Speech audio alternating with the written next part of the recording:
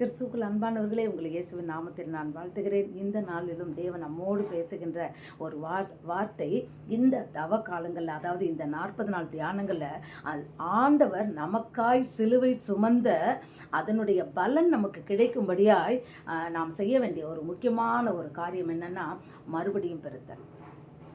அல்லேலூயா. இந்த மறுபடியும் பிறக்கிறது அப்படின்ற அனுபவம் அநேக பேருக்கு தெரியாது.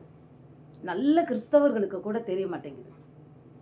மறுபடியும் பிறத்தல் அவங்க வாழ்க்கையில் அந்த அனுபவம் அவங்ககிட்ட இல்லை. ஆனால் அதை பற்றி அவங்க நினைக்கிறது, சிந்திச்சு பார்க்கறது இல்லை. ஆனால் அவங்க ஆசீர்வாதமாக தான் இருக்கிறாங்க. ஏன்னா நீதிமான். இந்த மறுபடியும் பிறத்தல் அந்த என்ன அப்படின்னு சொல்லி சொன்னால், இப்போ ஒரு குழந்தை பிறக்குது. இதை சொன்னோம்னா நமக்கு ஈஸியாக புரியும். ஒரு குழந்தை பிறக்குது. அந்த குழந்தை என்ன பண்ணுது?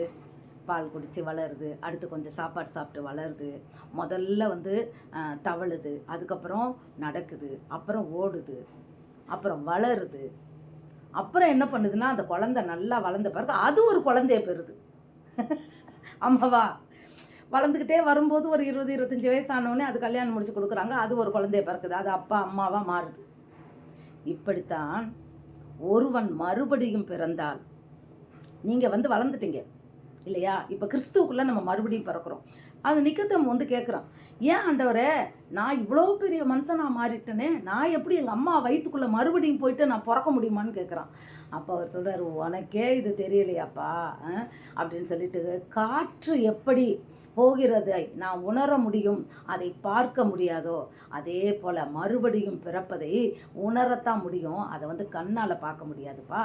நீங்கள் செய்கிற கிரியைகளின் மூலமாக நீ மறுபடியும் பிறந்துட்டியான்னு தெரியும். அப்போ மறுபடியும் பிறந்தவன் முதல்ல குழந்தையாக இருப்பான், ஞானப்பாலை குடிப்பான், வேதத்தை இல்லையா? மறுபடியும் பிறந்தவுடனே அவங்களுக்கு வேதத்து மேலே தாகம் வரும். ஞானப்பாலை குடிப்பாங்க. பாலை குடிக்க குடிக்க குடிக்க குடிக்க அவங்க நல்லா வளருவாங்க. பைபிளை பற்றி தரோவானவுடனே கர்த்தர் அவங்களோட பேசுவார். அவங்க வளர வளர வளர என்ன பண்ணுவாங்க? ஆத்துமாக்களுக்கு சுவிசேஷம் சொல்ல அறிவிக்க போயிடுவாங்க. அப்போ அநேக ஆத்துமாக்களே அவங்க கர்த்தரிடத்துல கொண்டு வருவாங்க. அப்போது இந்த ஆத்துமாக்களே அவங்க பிறப்பிக்கிறாங்க. அதுதான் மறுபடியும் பிறந்ததனுடைய பலன். நம்ம மறுபடியும் பிறந்துட்டா, பிறந்தது உண்மைன்னு சொன்னால் ஆத்துமாக்களை கர்த்தருக்கென்று நாம் ஆதாயப்படுத்துவோம். அதுதான் ரகசியம் பிரியமானவர்களே. பவுல் ஒரு இடத்துல சொல்லுவார், நான் இவங்களை நான் பிரசவ வேதனைப்பட்டது போல் நான் இந்த ஆத்துமாக்களுக்காக நான் அழுகிறேன் அப்படின்னு சொல்லுவார். மோசே கூட சொல்லுவார், இவங்களை கூட்டிகிட்டு போகும்போது அழுவர், ஆமாம் இவங்களை நானா பெற்றேன், எனக்கு இவ்வளோ கஷ்டத்தை கொடுக்குறீங்களே அப்படின்ட்டு. அதாவது இந்த புதிய ஏற்பாட்டு காலத்தின்படி நம்ம ஆண்டவருடைய மறுபடியும் பிறத்தல் அனுபவத்துக்குள்ளே நாம் வருகிறது மெய்யானால், ஒருவன் கிறிஸ்துவுக்குள் மறுபடியும் பிறத்தல் அனுபவம் என்னன்னா, அவனுடைய பாவங்கள் செய்த எல்லாமே சிலுவையில் தேவனுடைய பரிசுத்த இரத்தத்தினால அது கழுவப்பட்டு, அவன் சிலுவையில் இயேசுவை போல அவன் அறைப்பட்டு, பழைய பாவங்களை சிலுவையில் அறைந்து விட்டு, அவன் இயேசு கிறிஸ்து எப்படி 3ஆம் நாள் உயிர்த்தெழுந்தாரோ அதே போல் மறுபடியும் புதிய மனிதனாக பிறக்கிறான். இதுதான் ஞானஸ்நானத்தினுடைய அடையாளம். அப்போ புது மனிதனாக பிறக்கும்போது அந்த உயிர்த்தெழுதலின் அனுபவம், அவன் புதுசாக குழந்தையாக பிறக்கிறான். வளர்ந்து வளர்ந்து வளர்ந்து கர்த்தருக்காய் அவன் ஊழியம் செய்வான். அதற்கென்று தேவன் முன்குறித்தார். அதான் மறுபடியும் பிறந்ததனுடைய அனுபவம். அவன் அதுக்கப்புறம் பைபிள் அந்த பாவத்தினுடைய வழியில் போக மாட்டாங்க, பாவம் பண்ண மாட்டாங்க. அவங்களுக்கு எண்ணம்லாம், ஐயோ இந்த அழிகிற ஆத்மாவை எப்படினாலும் கர்த்தருக்குள்ளே கொண்டு வரணுமேன்ற அந்த எண்ணம் மறுபடியும் பிறந்தவங்களுக்குள்ள வரும். அதுதான் மறுபடியும் பிறந்ததினுடைய ஒரு அடையாளம்னு கூட வச்சுக்கலாம். அவங்க என்ன பண்ணுவாங்க? தேவனுக்காய் வைராக்கியமாய் தங்களை ஒப்பு கொடுத்து ஆத்துமாக்களுக்காய் அவங்க சுவிசேஷத்தை சொல்லலாம். எந்த வழியிலனாலும் ஒரு ஆத்தும தாகம் அவங்க இதயத்துக்குள்ளே வரும். போராடி அழுவாங்க, கண்ணீர் விட்டு அழுவாங்க. ஒரு பாட்டில் கூட உண்டு, எந்த ஜப வேளை உமை தேடி வந்தேன். அந்த பாட்டில் நீங்கள் பாருங்கள், அதில் வரும், நான் ஆத்துமாவுக்காக நான் கண்ணீர் விட்டு நான் அழணும்னு வரும். ஆம்பிரியமானவர்களே, இதுதான் மறுபடியும் பிறத்தலினுடைய அனுபவம். ஒருவன் மறுபடியும் பிறவாவிட்டால், ஜலத்தினாலும் ஆவியினாலும் மறுபடியும் பிறவாவிட்டால் தேவனுடைய ராஜ்யத்துக்குள்ளே பிரவேசிக்க முடியாது. மறுபடியும் பிறந்துட்டா நம்ம ஆத்துமாக்களை கொள்ளை பொருளாக கத்திர கொண்டு போகும். ஒரு சில ஆத்துமாக்களையாவது. இன்றைக்கி நான் மறுபடியும் பிறந்திருக்கிறோமா? யாராவது நம்மால் ஆண்டவரை ஏற்றுக்கொண்டு இருக்கிறார்களா? சுவிசேஷம் அறிவிக்கப்பட்டு கர்த்தருடைய பிள்ளைகளாக மாறி இருக்கிறாங்களா? நிச்சயமாக கர்த்தர் உங்களை அளவில்லாமல் ஆசீர்வதிப்பார். இன்றைக்கு அந்த அனுபவத்துக்குள்ளே நாம் வரும்படியாக இந்த சிலுவை தியானத்தின் காலங்களில் ஏன் நம்ம ஆண்டவர் நமக்கு சிலுவை சுமந்தார்? இதுதான் நம் பாவங்கள் மன்னிக்கப்படணும், நம்ம மறுபடியும் பிறக்கணும். மறுபடியும் பிறந்ததனுடைய அடையாளம் கிறிஸ்துவுக்காய் ஓடணும். ஆத்துமாக்களை ஆண்டவரிடத்தில் கொண்டு வரணும்.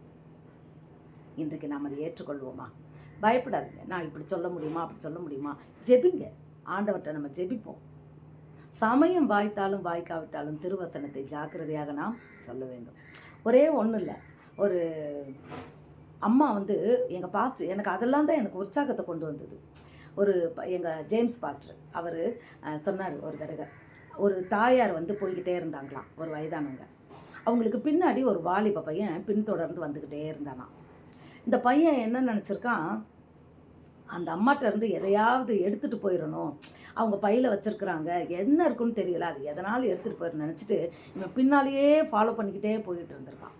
இந்த அம்மா முன்னாடி போய்கிட்டே இருந்தவங்க திரும்பி பார்த்தவொடனே இந்த பையன் வந்துக்கிட்டு இருக்கே இருக்கன்னொடனே ஏதோ அவங்களால ஆனது, வாலிப பையனாக இருக்கானேன்னு சொல்லிட்டு அவங்க திரும்பி அந்த பையனை பார்த்து சிரிச்சுக்கிட்டே சொன்னாங்களாம், இயேசு உன்னை நேசிக்கிறார் அப்படின்னாங்களாம். வேற ஒன்றுமே சொல்லலை, இயேசு உன்னை நேசிக்கிறார் அப்படின்னு சொன்னாங்களாம். ஆனால் அந்த பையனுக்கு மனசில் என்ன வேதனை அப்படின்னு சொன்னால், நம்மளை உலகத்தில் யாருமே நேசிக்கலை. பொதுவாக கொஞ்சம் என்ன சொல்கிறது, இந்த குழப்பத்திலையும் மனக்குழப்பத்திலையும் இருக்கிறவங்க, கைவிடப்பட்டவங்க, ஆண்டவரால் மற்றவங்களால் நேசிக்கப்படாதவங்க, ஒரு மாதிரிப்பட்டவங்கெல்லாம் ஒரு மாதிரி என்ன சொல்கிறது, அது ஹார்ட்டில் ரொம்ப பெயின் இருக்கிறவங்க வேறு மாதிரி மாறிடுவாங்க தெரியுமா? அந்த மாதிரி நிலைமையில் இருந்த இந்த பையன் அந்த வார்த்தையை கேட்ட உடனே நேர சர்ச்சுக்கு போனானாம். சர்ச்சுக்கு போயிட்டு அங்கே போய் அந்த இடத்துல முழங்கால், அப்போ ஒரு பிரசங்கம் நடந்துக்கிட்டு இருந்திருக்கு. அப்போ அவர் சொல்லியிருக்கிறாரு, உன்னை யாருமே நேசிக்கிறதுக்கு ஆள் இல்லைன்னு நினைக்காதீங்க, கவலைப்படாதீங்க, இயேசு உங்களை நேசிக்கிறான்னு. அன்றைக்கு அவன் தன் உள்ளத்தை ஒப்பு கொடுத்து அதுக்கப்புறம் ஒரு பிரபலமான ஊழியக்காரனாக அவன் மாறினானான். இதை நான் ஆரம்பத்தில் கேட்கும்போது எனக்கு என்ன சந்தோஷம்னா, நம்ம அப்போது என்ன சொன்னாலும் ஆண்டவர் பார்த்துப்பார். நம்ம ஒருத்தருக்கு, அதாவது அதான் சொல்லுது, நீங்கள் விதையை போடுங்க, அதனுடைய பலன் யார்? விளைய செய்கிறது கர்த்தர். வசனமாகிய விதையை போடுவோம், விளைய செய்கிறது தேவன்.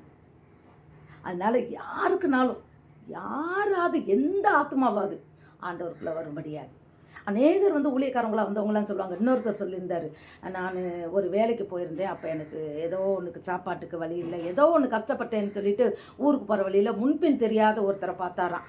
அப்போ சொன்னாராம், என் கையில் எதுவுமே காசு இல்லை, நான் ஊருக்கு போகணும், நான் இந்த மாதிரி கஷ்டப்படுறேன், எனக்கு எதனாலும் வேலை தரீங்களா அப்படின்னோடனே, ஊருக்கு போகிறதுக்கு எவ்வளோப்பா வேணும்? 50 ரூபா வேணும்னோடனே இவர் கையில் 50 ரூபா கொடுத்துட்டு, இயேசு ஒன்று நேசிக்கிறார், கவலைப்படாதுப்பா, அவர் ஒன்று பத்திரமா கூட்டிகிட்டு போவார், அவரை நீ பிடிச்சிக்கோ, அவர் உனக்கு வாழ்க்கையில் வழி நடத்துவாருன்னொடனே உண்மையில் அவர் போய் சர்ச்சுக்கு போய் அவர் பெரிய ஆண்டவருடைய பிள்ளையாக மாறினாராம். இப்படி அந்த ஆத்துமா, கெட்டு போகிற ஆத்துமாவுக்கு நாம் செய்கிற நன்மைகள் அந்த ஆத்துமாவை தேவனிடத்தில் கொண்டு வருகிறது. பிரியமானவர்களே, மறுபடியும் பிறந்தவர்கள் இது செய்வாங்க. இன்றைக்கு நீங்களும் நானும் மறுபடியும் பிறந்த அனுபவத்துக்குள்ளே இருக்கும்போது இதை செய்ய வேண்டும் என்று கர்த்தர் எதிர்பார்க்கிறார். மறுபடியும் பிறக்காத அனுபவத்தில் இருக்கிறவங்க தயவு பண்ணி உங்களை மறுபடியும் பிறப்பதற்கு இந்த ஈஸ்டர் காலத்தில் உங்களை ஒப்பு கொடுங்க. உண்மையாய் மனம் திருந்தி பாவங்களை அறிக்கை செய்து மனம் திரும்பி ஞானஸ்நானம் எடுக்கவும் கர்த்தருடைய பிள்ளையாய் மாறுறதுக்கும் அவர் மறுபடியும் பிறக்கிறதுக்கும் உங்களை ஒப்பு கொடுங்க. உண்மையில் மறுபடியும் பிறக்கிற அனுபவம் எப்படின்னா, அது தேவனோடு பரலோக சந்தோஷம். அது சொல்ல முடியாது. மறுபடியும் பிறத்தல் என்பது எப்படிப்பட்ட சந்தோஷத்தை கொடுக்குன்னா, உண்மையிலே இது நம்ம இங்கே இருக்கும்போதே அது பரலோக சந்தோஷத்தை கொடுக்கும். அதை அனுபவித்து பாருங்கள். God bless you.